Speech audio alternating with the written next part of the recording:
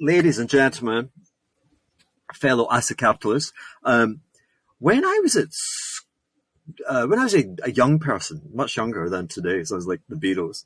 I remember on hot, sunny summer days in June, and I would have been, I don't know, 8 years old, and the teachers would take class outside, and you would sit like in the grass, and it'd be kind of nice. And I'm invoking that today. I'm in the garden. I've got a tree behind me. Thank you, Patreons. Thank you for the support. This is the half-hour teaser. We're going to try and jump right in. I mean, there's so little that I could say owing to how quickly we organize this, but I think this is going to be dope. Bob was amazing last week. I love the chemistry of Bob, but I found, I still can't get over Skanda. The Scandinavian furniture. I'm now thinking of Amarnath, which was that natural gas blow hedge fund. None of it seems kind. And I'm thinking Skanda or the bank. I've got too much nonsense in my head. So I'm going to say nothing. You introduce yourself. Happy to. Thanks for having me on. There's Skanda Amarnath. I'm not Scandinavian. I don't run any kind of bank or furniture. Instead, I run a policy think tank.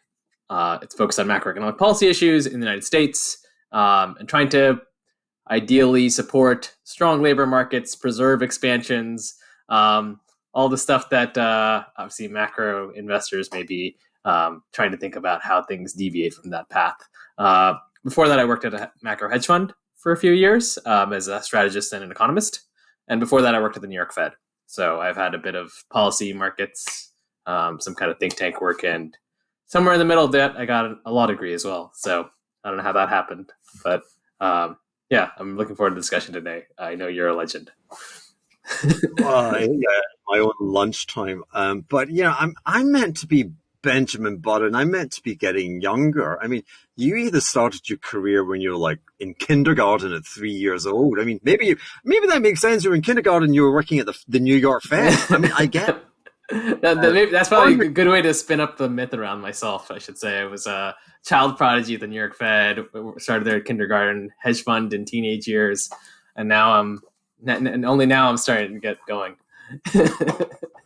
So you get to pimp the. Forgive me, I'm being facetious. I don't mean to be, but you get to pimp the descent from heaven. Everyone that works for the Fed gets a bit of a finance gig. What did you do there? Tell me. And when? So that was the New York Fed from 2013 to 15. I worked in the research group. These are most people who are aspiring to become PhDs. I decided not to take that path ultimately, but I was in the asset pricing. I did a lot of academic research on macro and finance, some policy work on the side. The Fed is a pretty academic institution. And so these are people who, instead of professors always love research and don't like teaching, swap out the teaching, put in the policy work that kind of reflects how economists at the Fed sort of structure their work. So I did a lot of academic work, and I realized I don't want to do the academic stuff. I would trade some of the academic breadth for so academic depth for the breadth you get in terms of doing real markets work. You get to really float around to the really important policy issues, important economic issues of the day. That's just more my sweet speed than call it academia and academic macro. Yeah, it reminds me of working in Edinburgh, where there were lots of old young men, like they were kind of, I swear this is so true. I mean, I even I had to, I was going nowhere. I had to start copying them. Like they would buy what you call it, a three-piece suit where you have the waistcoat.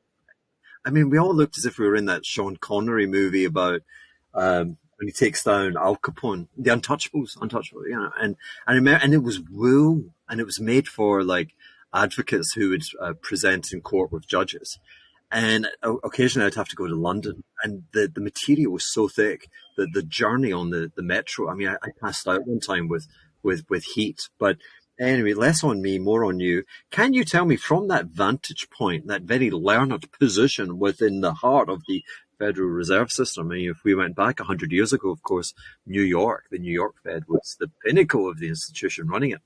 Um, Internally, if they were to look back over the last 25 years, what do you think they regard as their finest moment in terms of an intervention? I think they look back with a lot of centrality around what happened in the fall of 2008 in response to Lehman collapsing, standing up all the facilities, getting all this, coordinating so much on the fly, despite it all obviously being a period of crisis and deep recession and political turmoil. All of those things are true, and yet I think if New York Fed institution, I think all of them took a lot of internal pride in the sense that they moved as fast as they did to an unprecedented. It's probably maybe self-serving from one vantage point, but I actually think it's also. I think the people there were very thought of themselves as very public-minded too, at least in terms of that's maybe not that's a more upbeat view of how they sort of saw themselves. And from 2008 to even while I was there, like the New York Fed, among the regional Fed banks, and even in terms of the knowledge of finance and markets, there was something pretty special about the institution relative to the rest of the Fed. That's been changing over the years in terms of culture, with the Fed in DC trying to also beef up their expertise and trying to be more at the center of some of those discussions. But look, there were certain, I would get, when I was an intern in 2012, they would say, you're having lunch at the table where Paulson and Geithner and all these people brought in the CEOs and talked to them about all these different things related to Barclays. Could they take Lehman, all this kind of stuff. So there's a lot of history kind of embedded in it. It's a cool institution on that level that I had the bug for macro and markets probably. I started following around 2007 as a high school student, giving away my age a bit, but that was a period when like so many things were going on. It's just an education of itself just to read the news and follow what's happening, and to see all that stuff then as someone who was working at the New York Fed, that this is where history really happened. Yeah, there's something pretty awesome about that. Who was chairman of the New York Fed in 07, 08? Was it Dudley? Dudley came later. Geithner was the main New York Fed president before he went to become Obama's Treasury Secretary. And so there was a bit of a handoff to get to from Geithner to Dudley, but Geithner was the New York Fed president during the Bush administration, basically. So that was, especially during that sort of 2007-8, when things are just getting worse and worse and worse, I'm sure firmly etched into your memories. So there wasn't a time when you were having a sandwich and they said to you, gee, kid, you're sitting at that table. We fundamentally misunderstood the nature of risk markets. We presented to the main board of the Federal Reserve and we said, commercial paper, absolutely no problem. We've spoken to bank counterparties. No one's got an issue. Housing market seems becalmed. Our biggest fear in August of 2008 is not the absolutely grotesque recession that is bearing down upon us, but it's inflation.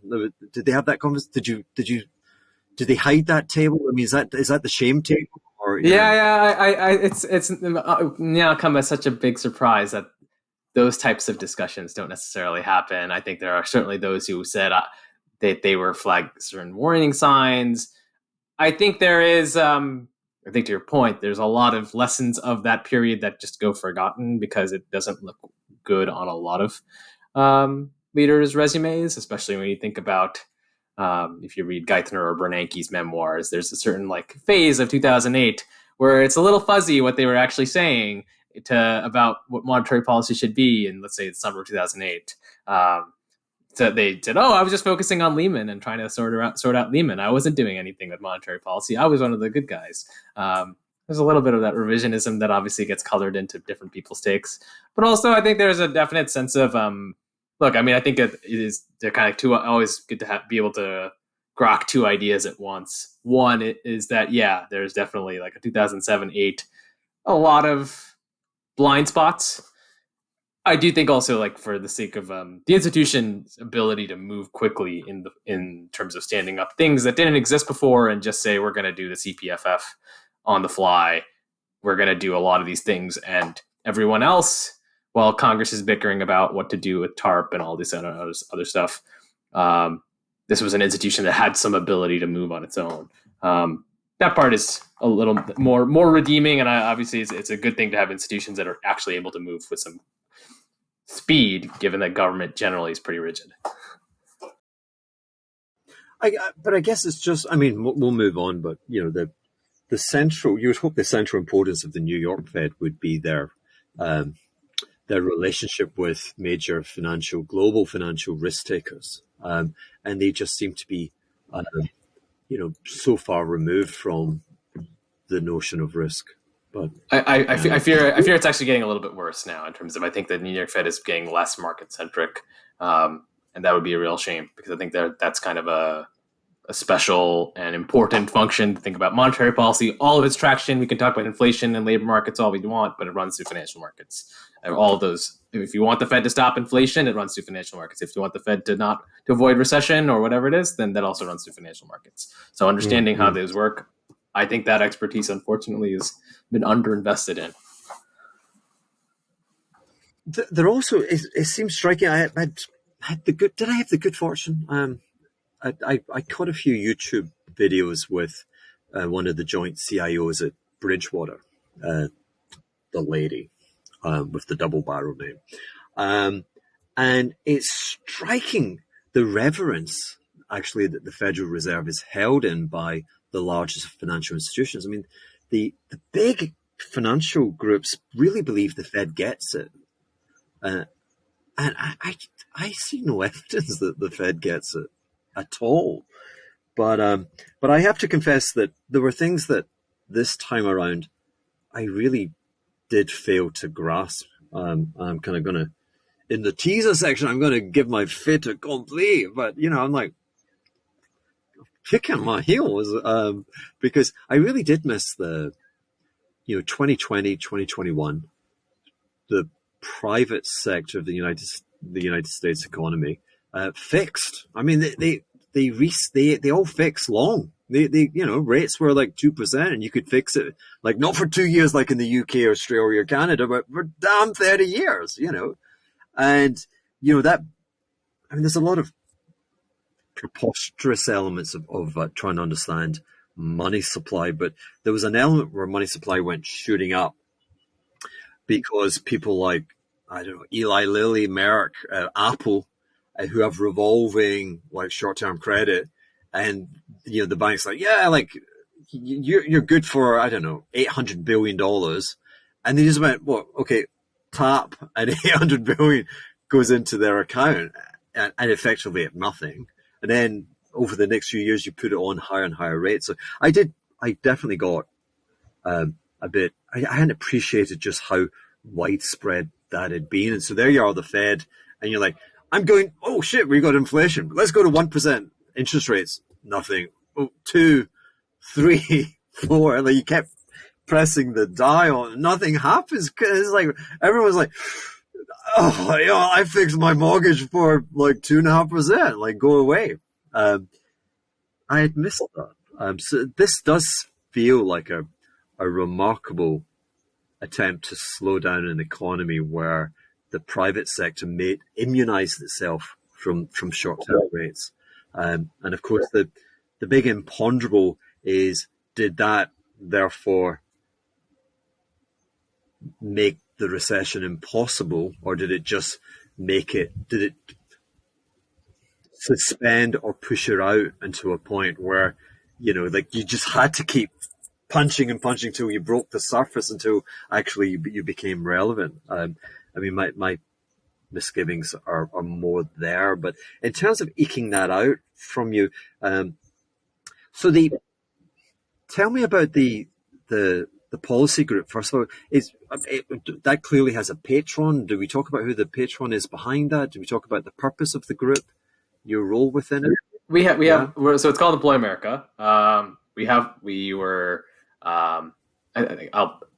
want to out any particular, but we have multiple funders, and we're seeking multiple funders over time anyway. So it's a pretty diverse. It's getting more distributed.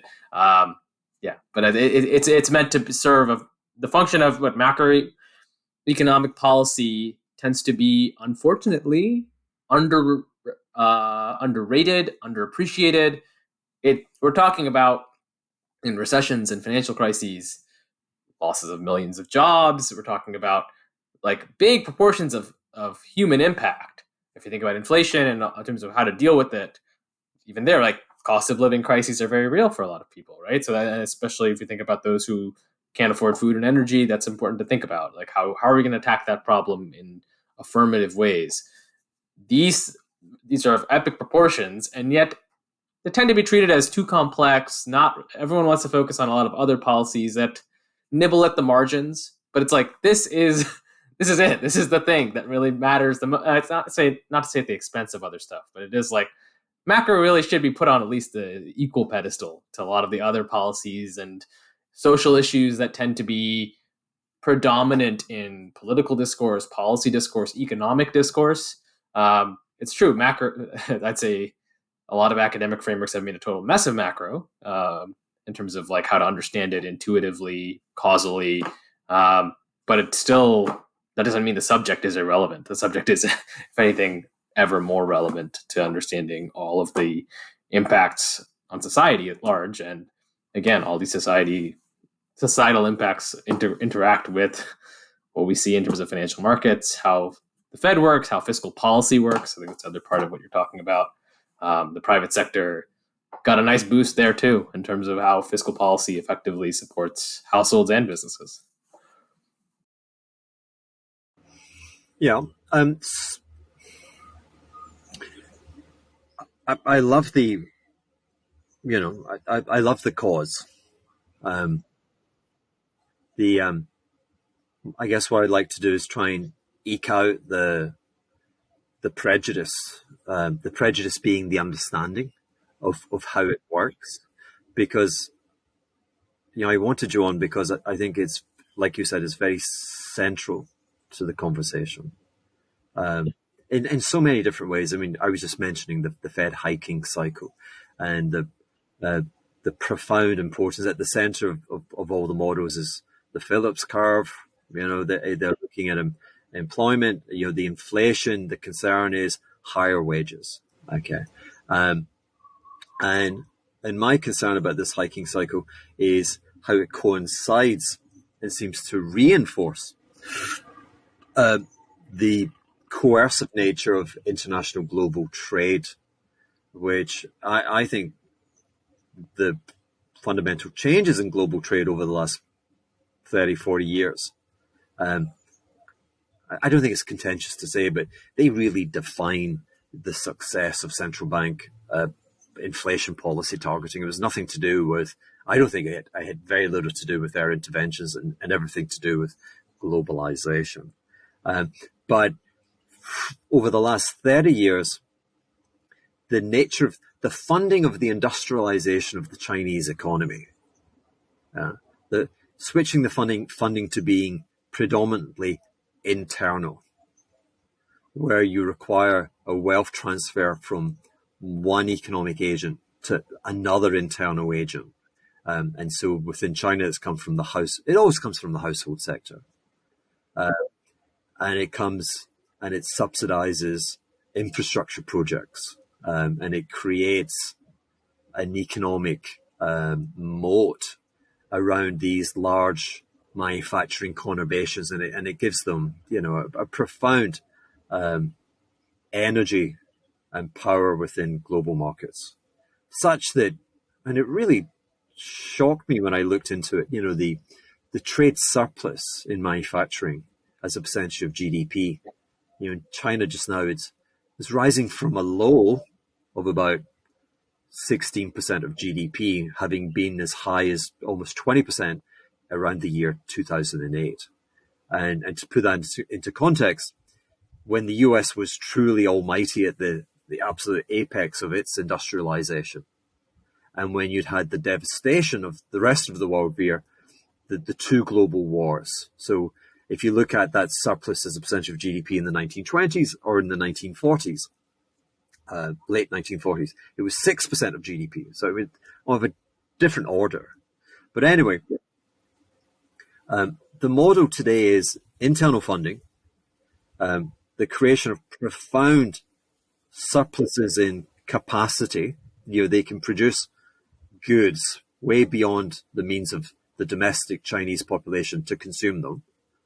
And the quid pro quo is that is an exogenous factor that is, if you will, that the US accepts. It changes the savings and the income distribution. But it makes it profoundly difficult to create jobs in America, and it makes it profoundly difficult for jobs, the remuneration of jobs in America to rise when there is a steadfast determination that Chinese labor, any remuneration will never be allowed or never permitted to bridge the gap between its productivity achievements and the paycheck, if you will. So we have a Fed targeting the labor market. We have the labor market in America very much having been at the wrong receiving end, getting a lot of punishment from international trade. Those two factors are colliding. Fed policy is that people should be paid less or have fewer jobs. It doesn't fill me with joy.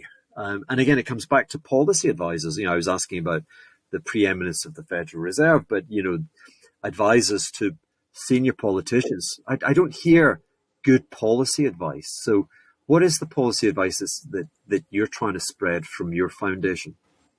Right. So I think part of the attack from the Fed's perspective, right, in terms of saying, we think inflation, they've kind of softened this language now, but they have still keep saying the labor market is so tight, it's probably the cause of recession, maybe of inflation. It could be 80%, 50%, but they kind of make it seem as if that's the main thing. And it's like, without labor market slackening up, there's going to be more inflation. So that's like the key ingredient. And I think this view is misses a lot in terms of what's driving inflation. And especially if you think about the material world and what drives that. If you think about energy, if you think about commodities, if you think about the number of material inputs relevant for durable goods, you can hire all the workers, but if you don't have just a paradigmatic example, think about chips in automobiles. You can have the workforce on site, but if you don't have the chips, you can't assemble cars. That's not a bad mini model of how a lot of things on the good side of the economy work. And that oftentimes involves a lot of supply chains that are overseas in China. That part of the equation gets lost. And so it's okay. I have this Phillips Curve model that says inflation is explainable by the labor market. Okay, there's a version of that may be a little more permissible, but the version that tends to be used says the level of the unemployment rate, we have to keep moving this around to actually affect inflation.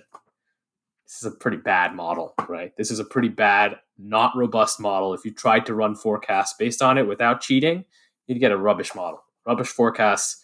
But it's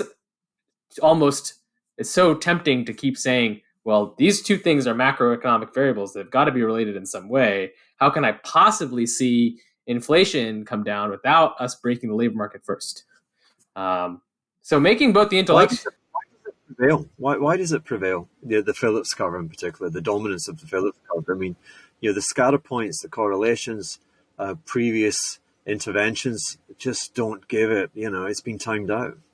Especially if you think about it in the context of, there must be some, I don't remember, NIRU or the natural rate of unemployment. It's like, oops, it's actually somewhere else. We learned this after the fact. Oh, no, the natural rate of unemployment, I thought it was 4%. It's actually 5%. Oh, now it's 3%. Now it's 4%. It's like, if it's moving around this much and you can't tell me how this works and see it with my own eyes, we should be skeptical. But even more so, what I think that economists tend to gravitate towards, especially macroeconomists, because it's simple. Because supply, when you think beyond labor, when you think about plant and equipment and IP, that's supply too. But you have to get into the weeds. You can't just stay up and see the unemployment rate comes out every month. It's a nice time series. It goes back to 1945, basically. You can run a regression versus inflation. You can torture it, overfit it, all of that stuff. A lot of people can do that, right? Saying inflation is driven by these factors related to energy, related to food, automobiles, that's heterogeneous. That's messy. And obviously you can abuse that type of thinking too, but it's also, we think about what a business has to actually supply. that's going to be a lot more than just labor. You got to do something with the labor. You have to mix the labor with other inputs, and a lot of those inputs aren't made in the United States, right? But that's a huge bias in macroeconomics to say everything's a nail to a hammer. I need to explain inflation. Labor market's the hammer. I just need to use labor market to say everything is caused by it. Sure.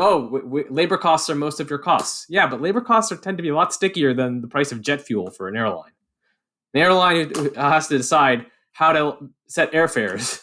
Empirically, you can look at their earnings calls too. You can look at all that stuff. They'll tell you we've got a certain budgeted margin for jet fuel. If jet fuel prices spike, we're going to have to adjust prices. Delta bought a refinery for this reason. But that's like not part of the macroeconomist like general sense of thinking about this. It's like, oh, that's a little bit, but it's like, no, that's what matters at the margin, because jet fuel prices changed like that. Labor costs for flight attendants and pilots.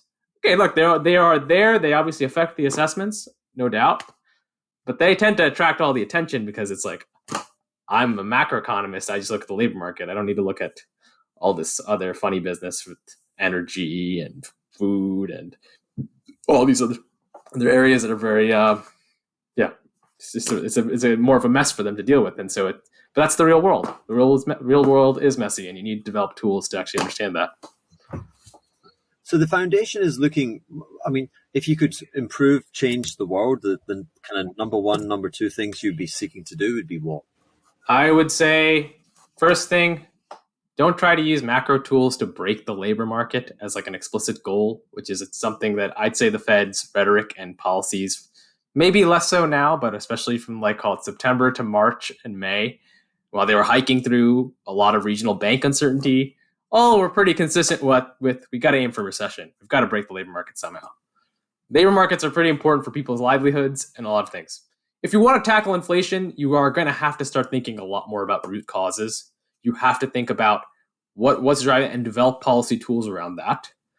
The really nefarious linkage is to say the Fed controls this thing that definitely controls inflation, which is like there's a lot of things that you're intermediating through there. It's not to say the Fed has no effect on inflation, but it is like very attenuated. You got to go through financial markets, then you got to go through labor markets, and then you got to get to inflation. So, look, there may be some other factors that you could possibly push at the margins, maybe wealth effects, but look, a lot of people are poorer in terms of their household wealth after 2022. It didn't drastically change consumption patterns. So there's some effect. Maybe in other countries that have variable rate mortgages like Canada and UK, right? Yeah, homeowners' consumption is taking a direct hit. In the United States, it's fixed rate. That's a very different setup where you're not even cramping homeowners' consumption that way. Homeowners have it really good in terms of fixed rate mortgages. So what are you really leaning on when you go through the Fed channel? You're kind of hoping maybe for slower job growth, slower wage growth. And within some bounds, that's probably fair. But if you really want to get at a lot of the more difficult inflation challenges, we're probably going to need a set of policy tools that are at least trying to attack things in a more direct manner, whether that's consumption on the demand side or on the, call it supply side, if there are things that you can do to build in more resilience around the stuff that really gets inelastic. Energy, food, commodities. That's really the stuff that is most irritating, affects the poor the most. Thinking about that intelligently is hard, but it is also probably that's the better way to think about this. We have to kind of decouple some of the obsession with saying what Milton Friedman kind of indoctrinated a certain set of generation of people into thinking the Fed controls the money supply affects inflation. It's like the Fed has a lot of power. The power is not control. The Fed doesn't have this tight, nice lever that easily affects inflation. It is through a huge prism of factors that it just gets refracted over and over again. And so that's certainly a view of mine that's out of consensus, but I do think it's part of the dilemma right now of the Fed raised rates. And some people tell you the Fed needs to raise rates more because you haven't seen inflation really come down enough. And other people say, I see inflation coming down. It must be because of the Fed. And it's like, there's a lot of things in between that, I don't know, Larry Summers was saying we got to have 7 to 9% unemployment. I don't know. So there's clearly something missing from those people who say the Fed's hikes are already having sort of the impact even though they said it was going to happen through a broken labor market. Yeah, I mean, there's some symmetry in. I can't believe you mentioned the Summers name on my damn show. 7 to 9% rates, and then you've got the pine. Have you heard of the pine cone man? No. There's a very prominent, very successful hedge fund manager in terms of gathering assets under management. Tends to have a few wobbles, but more often than not, a bull market seems to kind of carry him to on the shoulders of men and ladies. Bill Ackman, and for some reason only known to himself, he decided to gloat this last week that he was short the long end of the U.S. Treasury market. Don't worry, he only bought puts. He only bought puts. Okay. No. Well, the asset capitalists have been buying calls. We've been selling very, very, very, very short term puts just to cheapen the damn thing. We don't like enriching option riders with bad extrinsic. But heavens, what a week! Larry Summers and Bill Ackman. Anyway, the heavens, I must. Unfortunately, people are like, I'm bailing. We do half an hour.